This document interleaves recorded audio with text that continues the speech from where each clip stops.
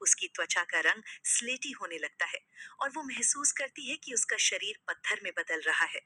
वो दर्द और खौफ से चीखती है और जमीन पर गिर पड़ती है।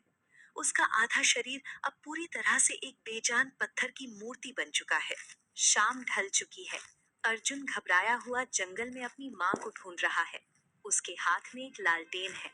तभी उसकी नजर जमीन पर गिरी हुई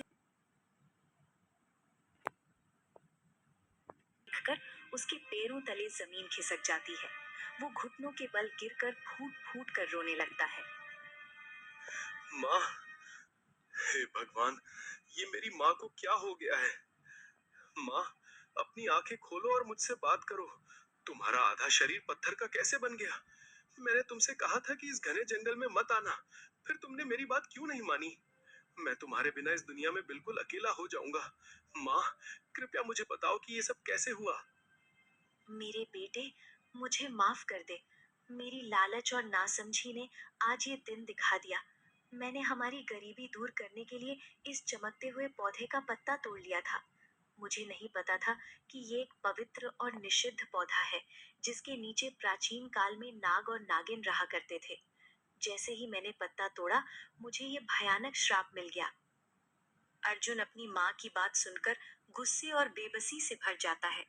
वो आसमान की तरफ मुंह करके घुटनों के बल बैठ जाता है और हाथ जोड़कर जोर जोर से जंगल के देवता से प्रार्थना करने लगता है।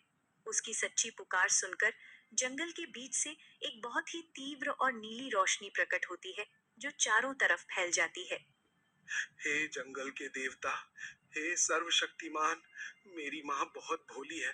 उनसे अनजाने में बहुत बड़ी भूल हो गई है। हम बहुत गरीब हैं और उन्होंने सिर्फ मेरे भले के लिए ये कदम उठाया था। कृपया इस श्राप को वापस ले लीजिए। आप चाहें तो मेरी जान ले लें, लेकिन मेरी माँ को पहले जैसा कर दें। मैं आपके आगे भीख मांगता हूँ। उठो अर्जुन, तुम्हारी मात्र भक्ति देखकर मेरा हृदय पिघल गया है। लेकिन प्रकृति का नियम तोड़ा गया है, इसलिए ये श्राप इतनी आसानी से खत्म नहीं होगा। इसे तोड़ना मुश्किल जरूर है, लेकिन नामुमकिन नहीं। अगर तुम अपनी माँ को बचाना चाहते हो, तो तुम्हें चंपा का जादुई फूल लाकर अपनी माँ के पास रखना होगा, जिसकी दिव्य शक्ति इस पत्थर को फिर से इंसान बना सकती है। लेकिन याद रहे अर्जुन, वो चंपा का फूल 25 साल में सिर्फ एक बार ही एक रहस्यमयी घाटी में खिलता है। उस तक पहुंचने के रास्ते में तुम्हें 7 भयानक और रहस्यमयी परीक्षाओं से गुजरना होगा। अगर तुमने किसी भी एक परीक्षा में चूक की या हार मान ली, तो तुम्हारी माँ हमेशा हमेशा के लिए एक पत्थर की मूर्ति बनकर इसी जंगल में पड़ी रहेंगी। मुझे आपकी हर शर्त मंजूर है प्रभु। चाहे रास्ते में आग का दरिया हो या मौत मेरा इंतजार कर रही हो, मैं हर एक मुसीबत से लड़ूंगा। मैं अपनी माँ के लिए पूरी दुनिया से और अपने भाग्य से लड़ सकता हूँ। आप मुझे रास्ता दिखाइए। मैं वो चंपा का फूल किसी भी कीमत पर अपनी माँ के लिए लेकर ही आऊंगा।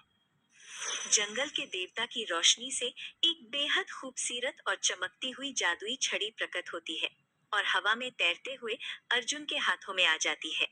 ये जादुई छड़ी तुम्हारे इस कठिन सफर में तुम्हारा मार्गदर्शन करेगी और अंधकार में रोशनी का काम करेगी।